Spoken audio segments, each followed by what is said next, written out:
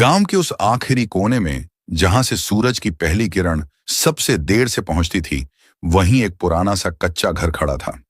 उस घर में रहता था एक किसान, हरिदास। उम्र ने भले ही उसके बालों को सफेद कर दिया हो, लेकिन उसकी आंखों में आज भी वही चमक थी जो किसी नौजवान के सपने में होती है। हरिदास के पास न तो जमीन ज्यादा थी, न ही संसाधन। बस एक ही चीज थी, उसकी जिद। जिद कि वो इस मिट्टी से सोना उगाएगा।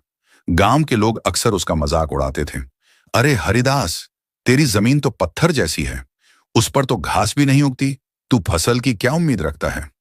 हरिदास मुस्कुराता और बिना कोई जवाब दिए अपने फावड़े को कंधे पर रख खेत की ओर बढ़ जाता। उसे मालूम था, लोग सिर्फ वही देखते हैं जो सामने होता है, लेकिन असली ताकत उस मेहनत में छुपी होती है जो नजर नहीं आती। हर दिन सूरज उगने से पहले वो खेत में पहुंच जाता। उसकी पत्नी लक्ष्मी अक्सर कहती, इतनी मेहनत करके भी क्या फायदा, ना बारिश है ना जमीन में ताकत, छोड़ दे ये सब।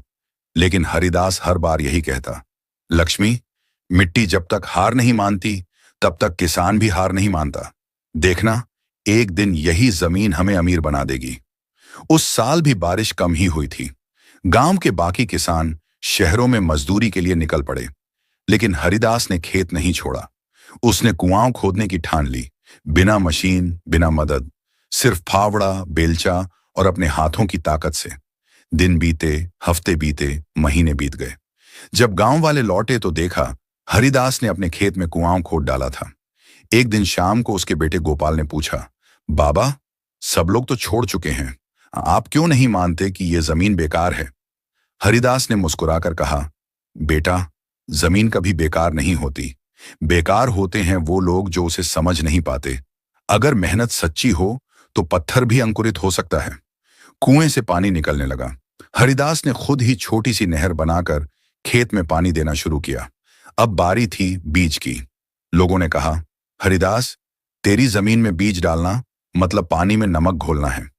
लेकिन हरिदास को भरोसा था। उसने बीज डाले, खाद डाला, हर रोज खेत को पानी देता, मिट्टी को पलटता।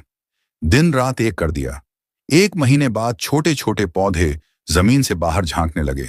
गांव वालों की आंखें फटी की फटी रह गईं। गांव के सरपंच तक ने कहा, हरिदास, तूने तो कमाल कर दिया, ये कैसे किया? हरिदास ने सिर्फ एक शब्द कहा, सब्र। पौधे बढ़ते गए। समय के साथ हरिदास ने खेत में फसल काटी। उसकी मेहनत ने उसे वो इनाम दिया जो गांव वालों ने कभी सोचा भी नहीं था। इस बार उसकी फसल बाकी सबसे ज्यादा निकली। वो गेहूं का सबसे बड़ा थोक विक्रेता बन गया। शहर से व्यापारी खुद उसके दरवाजे पर आने लगे। लेकिन कहानी यहीं खत्म नहीं होती। हरिदास जानता था कि सिर्फ एक बार की जीत ही काफी नहीं होती। असली विजेता वो है जो हार के बाद भी उठता रहे और जीत के बाद भी मेहनत करना न छोड़े। उसने अपनी कमाई का एक बड़ा हिस्सा गांव के कुएं, सड़कों और स्कूलों में लगा दिया। धीरे धीरे पूरा गांव बदल गया। एक दिन सरपंच ने गांव के चौपाल में सबको बुलाया और कहा, हरिदास ने हमें यह सिखाया है कि जब दुनिया हार मान ले, तब भी अगर कोई दिल से मेहनत करे तो किस्मत भी घुटनों पर आ जाती है। हरिदास की कहानी सिर्फ एक किसान की नहीं थी, बल्कि एक सोच की थी।